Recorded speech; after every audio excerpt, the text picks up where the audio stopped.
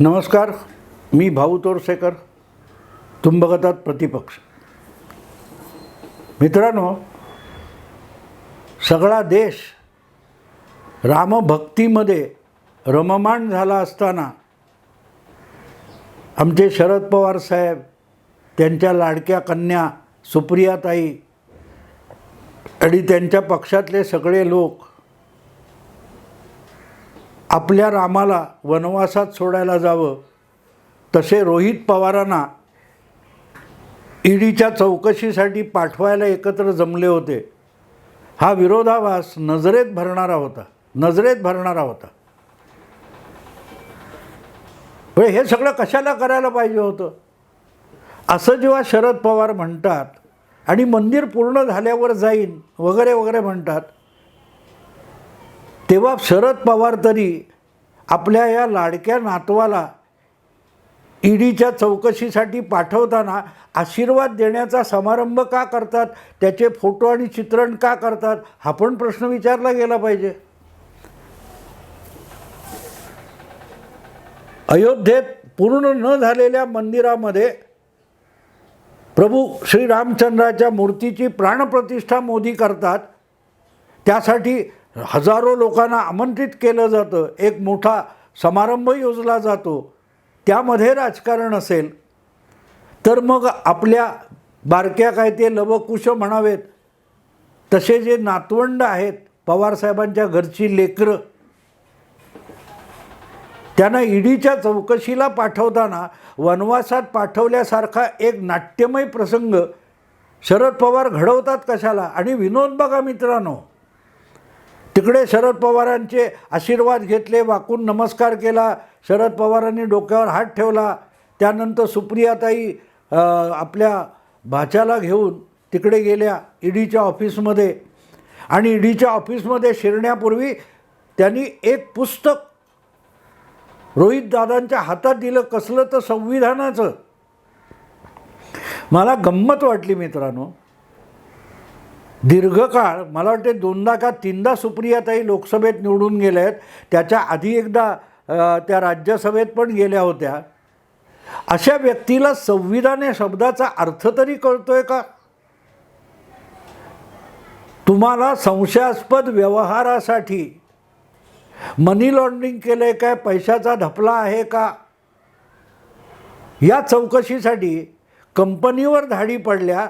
आणि त्या कंपनीवर धाडी पडल्यानंतर जी माहिती हाती लागलेली आहे त्याविषयीचे खुलासे मागण्यासाठी बोलवले.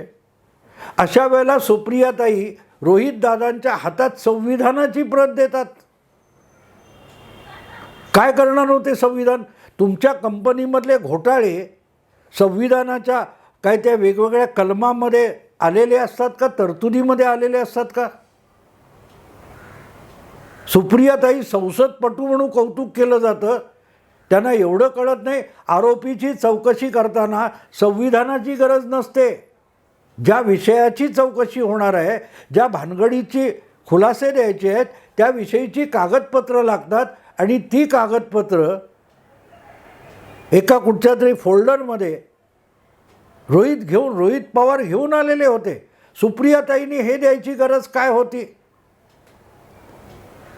ज्यांना प्रश्न पडतो की अयोध्येमध्ये प्राणप्रतिष्ठा आणि सोहळा कशाला, मग तुम्ही हे सोहळे कशाला करता? लवकरच मला असं वाटायला लागलं की आता पवार परिवार एक नाटक मंडळी स्थापन करणार आहे की काय. बारीक सारीक नको त्या गोष्टीची नको तितकी नाटकं करायची. आत्ताची नाही मित्रांनो, खूप जुनी गोष्ट सांगतो.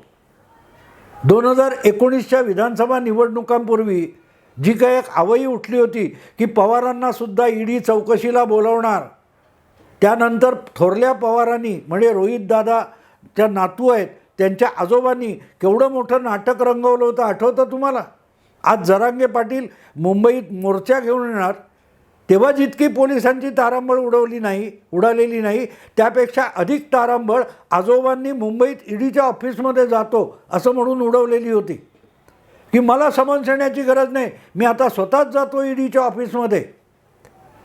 4 वेळा मुख्यमंत्री झालेल्या माणसाला आणि दीर्घकाळ सत्तेत राहून प्रशासकीय कारभार चालवलेल्या माणसाला समन्स किंवा नोटीस मिळाल्याशिवाय कुठे जाण्याची गरज नसते एवढं पण कळत नसेल तर जाणता राजा वगैरे म्हणायचं कशाला? मी जातो मी जातो मी जातो, अरे कशाला? शुद्ध नाटक होतं, शुद्ध नाटक. पण नाटक करायची हौस फिटत नाही. एवढूसा कुठचा तरी कथानकाचा धागा मिळाला तरी त्याच्यावरून अख्खं नाट्य रंगवण्याची पवारांची शैली आणि पवारांचे निष्ठावंत आहेत त्यांची शैली अफाट असते. 2 दिवस नाटक चाललं होतं. शेवटी मुंबईचे पोलीस आयुक्त शरद पवारांची समजूत काढायला गेले की तुम्ही तिथे जाल तर तिथे इतके लोक येतील, इतकी गर्दी जमेल, तुमचे पाठीराखे येतील आणि कायदा सुव्यवस्थेचा प्रश्न निर्माण होईल. हे पवारांना समजायला 2 दिवस लागले. आणि 2 दिवस नंतर त्यांना कळलं अचानक, अरे आपण तर 4 वेळ मुख्यमंत्री होतो आणि आपण मुख्यमंत्री होतो तेव्हा गृहमंत्री आपणच होतो, गृह खातं आपल्याकडेच होतं. त्यामुळे मुंबईची कायदा व्यवस्था किती नाजूक आहे हे शरद पवारांना स्वतःलाच कळायला 2 दिवस लागले. आणि मग त्यांनी ते कोण संजय बर्वे म्हणून पोलीस आयुक्त होते त्यांचं म्हणणं मान्य केलं आणि ईडीला जायचा काय तो घोषणा होती ती मागे घेतली. पण का जायचं होतं? जायचं नव्हतंच, निव्वळ नाटक करायचं होतं. जशा सुप्रियाताई या कुठेतरी रस्त्यात खड्डा दिसला की लगेच सेल्फी घेतात, आठवतं ना तुम्हाला? नाटक. तसं रोहित दादांना जे काय बोलवले ती लगेच लोकशाही धोक्यात आली.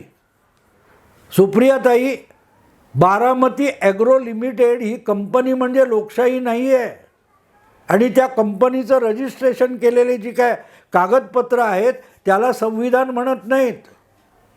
संविधान नावाची एक काय म्हणतात ती घटना नियमावली आहे. हा देश चालवण्यासाठी ज्या नियमावलीनुसार संसद चालते, सरकार चालतं, सुप्रीम कोर्ट चालतं, इतर संस्था चालतात, ज्या नियमांच्या चौकटीत राहून कायदे बनवले जातात, राबवले जातात, त्याला घटना संविधान म्हणतात. तुम्ही रोहितदादाच्या हातात देता, जा बाळा यात तुला सापडेल, तुला स्वतःला कसा बचाव करायचं, बारामती ॲग्रो ही कंपनी कशी वाचवायची हे संविधानात छापलेलं आहे का? कशाला सुप्रियाताई संविधानाची प्रत त्यांना देतात रोहितदादांना? नाटक, निव्वळ नाटक. काय कलावंत आहे तो पवार खानदानामध्ये आणि बारामतीमध्ये. आणि संविधानाची प्रत दिली, लगेच कॅमेरेवाले तयार असतात. खरोखर संविधान होतं की आणखी काय कोणाला माहिती, पण नाटक रंगवायचं. आणि मग आम्ही एक भूमिका घेतलेली आहे, सरकारवर टीका आम्ही शेवटपर्यंत लढणार आहोत. अरे कधी लढलात तुम्ही? काल परवा भारतरत्न मिळालं ते कर्पूरी ठाकूर, आयुष्य लढण्यात गेलं. लढणं म्हणजे काय माहिती आहे, संघर्ष म्हणजे काय माहिती आहे रोहित पवारांना?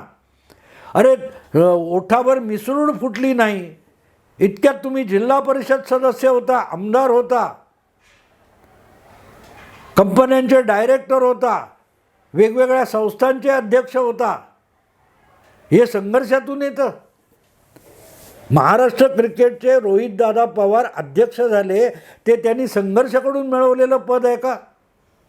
कर्जत जामखेडमध्ये रोहितदादा पवारांनी असं काय पराक्रमी कार्य केलं आणि संघर्ष केला की त्यांना तिथलं आमदारपद मिळू शकलं. अखेरपर्यंत संघर्ष करणार, लोकशाही वाचवणार. लोकशाहीचं नाव बारामती ॲग्रो लिमिटेड आहे का? तुम्हाला तिथे संशयास्पद कारभार आणि व्यवहारासाठी बोलवलेलं होतं. घटना दुरुस्ती किंवा घटनेतल्या तरतुदी समजावा म्हणून सुप्रीम कोर्टाने बोलवलेलं नव्हतं.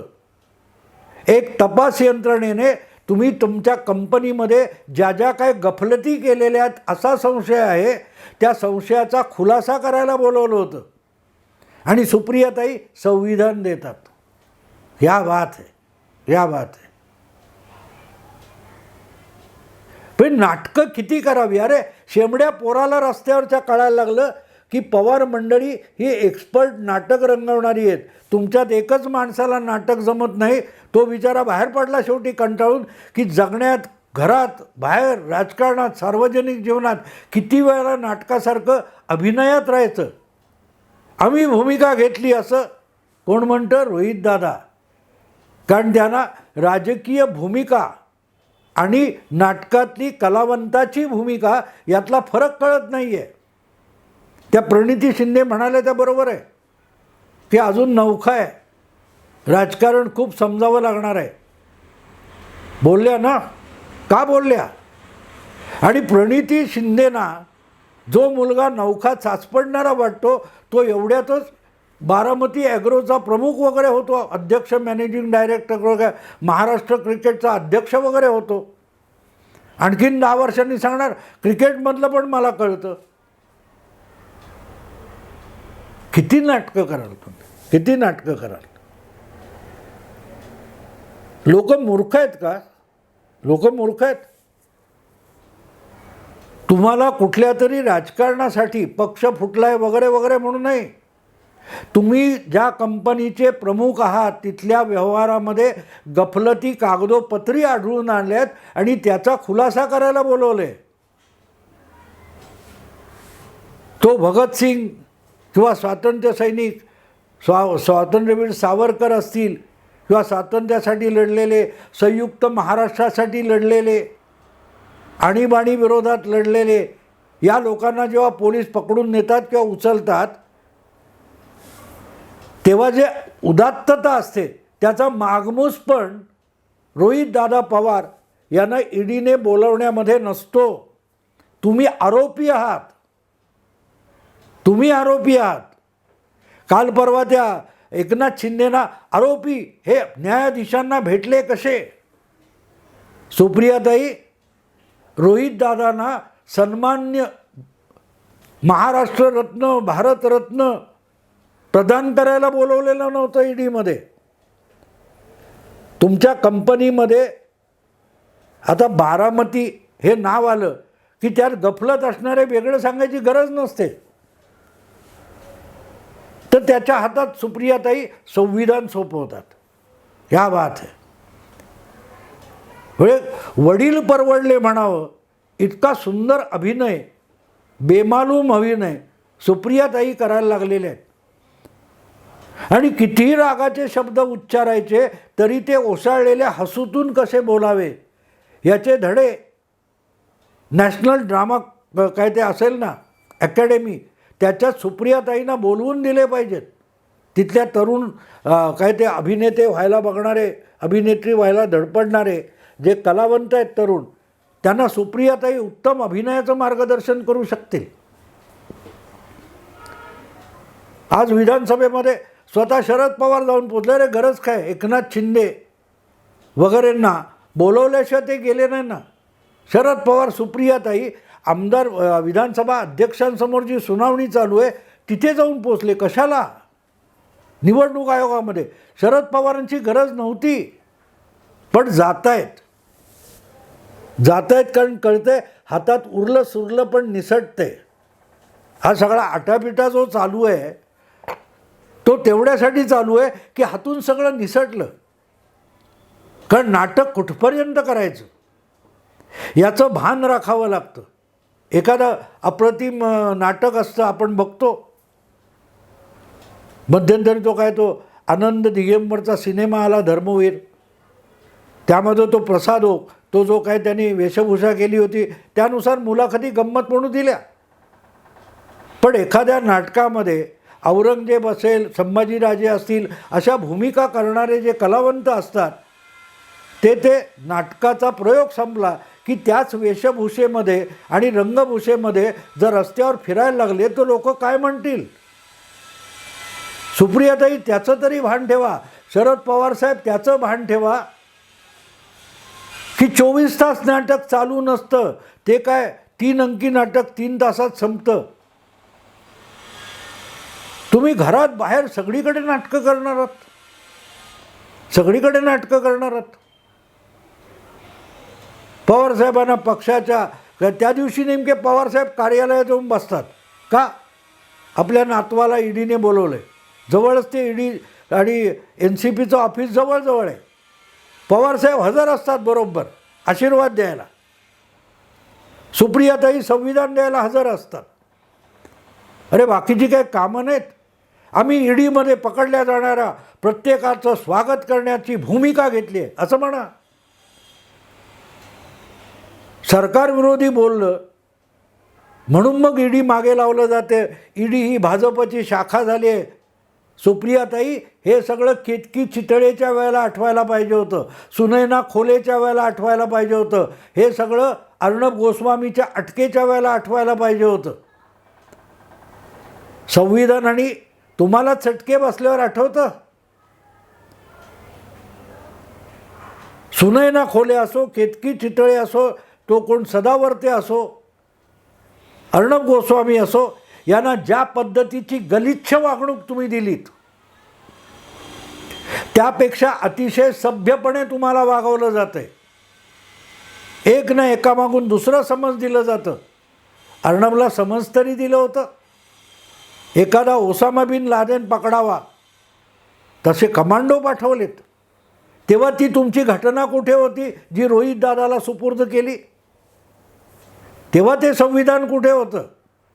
त्या संविधानाच्या आधारे सुप्रीम कोर्टाचे आजचे चीफ जस्टिस, तेव्हा जनरल सामान्य न्यायमूर्ती होते धनंजय चंद्रचूड, यांनी तुमच्या महाविकास आघाडी सरकारला सणसणीत चपराक हाणली होती. आणि नुसती सरकारला नाही, महाराष्ट्र विधानसभेच्या अध्यक्षांनासुद्धा चपराक हाणली होती की सुप्रीम कोर्टात अर्णब गोस्वामी आला तर त्याला रोखणारे तुम्ही कोण? तेव्हा सुप्रियाताई संविधान आठवलं नाही नाना पटोलेंच्या हाती द्यायला. या देशाच्या प्रत्येक नागरिकाला न्याय मागण्यासाठी, अन्याय झाला तो दूर करण्यासाठी कोर्टात धाव घेण्याचा अधिकार संविधानाने दिला आहे.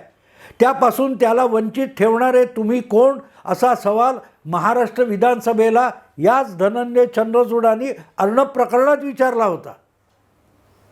तेव्हा सुप्रियाताई धावत धावत संविधान घेऊन का गेल्या नव्हत्या? कारण ते नाटक नव्हतं, ती वस्तुस्थिती असती. रोहित पवार ईडीच्या ऑफिसमध्ये जाणार हे नाटक होतं. आणि म्हणून मग संविधान कॅमेऱ्याला दिसेल असं संविधान दाखवायचं.